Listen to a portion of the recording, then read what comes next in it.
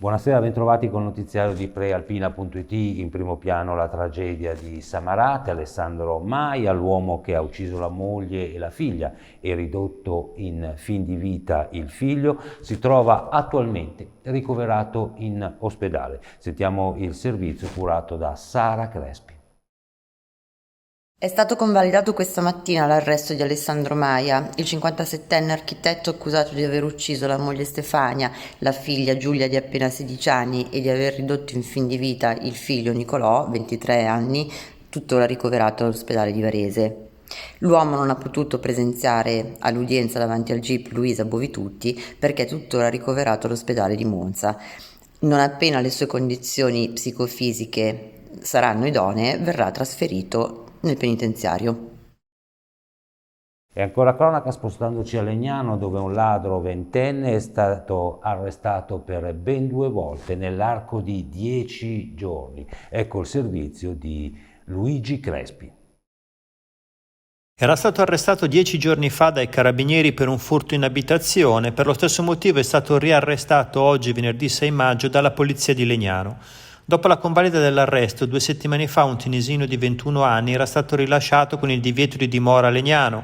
Ieri però una donna residente in via Leoncavallo ha telefonato al 112 dicendo che un uomo si aggirava nel suo giardino. Quando gli agenti del commissariato di via Girardelli sono arrivati, hanno trovato il tunisino poco distante, in via Beethoven. Nel suo zaino c'erano coltelli, cesoie e pinze che aveva rubato nel garage della donna, ma anche un coltello a serramanico che aveva preso dall'auto di un uomo. Lo straniero aveva anche tentato di entrare nell'abitazione di via Leoncavallo senza riuscirci. Accusato dei 2 furti riusciti e di quello tentato, lo straniero è stato riarrestato. Domani sarà processato per direttissima a Busto Arsizio. E adesso la politica. Questa mattina a Varese l'assessore regionale Raffaele Cattaneo e il deputato Maurizio Lupi hanno presentato le proposte di Noi con l'Italia, parlando anche dell'unità del centro-destra. Sentiamo Lupi in questo servizio di Nicola Antonello. Le immagini sono dell'agenzia Blitz.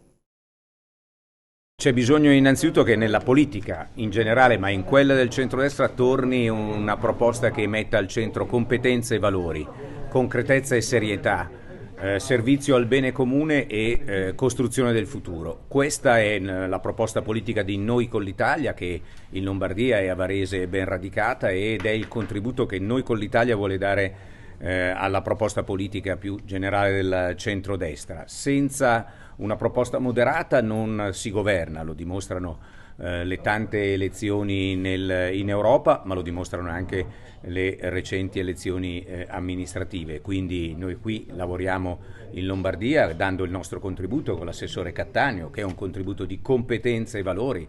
Abbiamo una presenza radicata su tutte le province e innanzitutto abbiamo e vogliamo essere l'espressione di quella che si diceva una volta, ma ancora adesso è protagonista la società civile, dalle imprese alle famiglie, al terzo settore, al volontariato, cioè a quella ricchezza della società che sempre di più ha bisogno di essere rappresentata. Questa è Noi con l'Italia.